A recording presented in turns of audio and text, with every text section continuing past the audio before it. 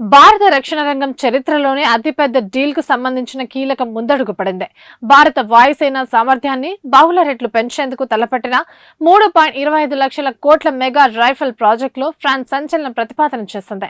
ఈ ఒప్పందంలో భాగంగా భారత్ కు అందించాల్సిన 114 రైఫిల్ యుద్ధ విమానాల్లో ఏకంగా 94 జెట్లను భారత్ లోనే తయారు చేసేందుకు ఫ్రాన్స్ సిద్ధమైంది. దీనికి సంబంధించి అధికారిక ప్రతిపాదనను భారత రక్షణ శాఖ కూడా సమర్పించింది.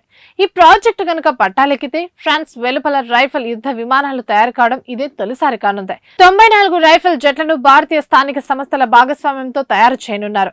దసో ఏవియేషన్స్ తో పాటు MBDA, సాఫ్రన్, థెల్స్ వంటి ఫ్రాన్స్ దిగ్గజ సంస్థలు ఇందులో భాగస్వామ్యం వహించనున్నాయి.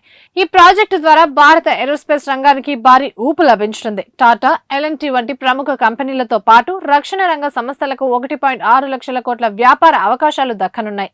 మేక్ ఇన్ ఇండియా రైఫిల్ జెట్లలో భారత్ సొంతంగా అభివృద్ధి చేసిన అస్త్ర, మిసైల్ వంటి స్వదేశీ ఆయుధ వ్యవస్థలను అనుసంధానించేందుకు ఫ్రాన్స్ అంగీకరించింది. భారత వాయుసేన ప్రస్తుతం పాతపడిన MiG-21 విమానాలను దశల వారీగా ఉపసంహరించుకుంటుంది. మరోవైపు స్వదేశీ తేజస్, Mk-1A, Mk-2 ప్రాజెక్టులలో జాప్యం కారణంగా స్క్వాడ్రన్ల సంఖ్య తగ్గుతుంది. ఈ లోటును భర్తీ చేయడంలో రైఫిల్ విమానాలు అత్యంత కీలకంగా మారనున్నాయి. ఇప్పటికే వాయుసేన నౌకాదళం కోసం 62 రైఫిల్ జెట్లకు భారత్ ఆర్డర్ ఇవ్వగా ఈ 114 జెట్ల కొనుగోలు పూర్తయితే భారత్ వద్ద ఉన్న మొత్తం రైఫిల్ సంఖ్య 176కు చేరుకుంటుంది.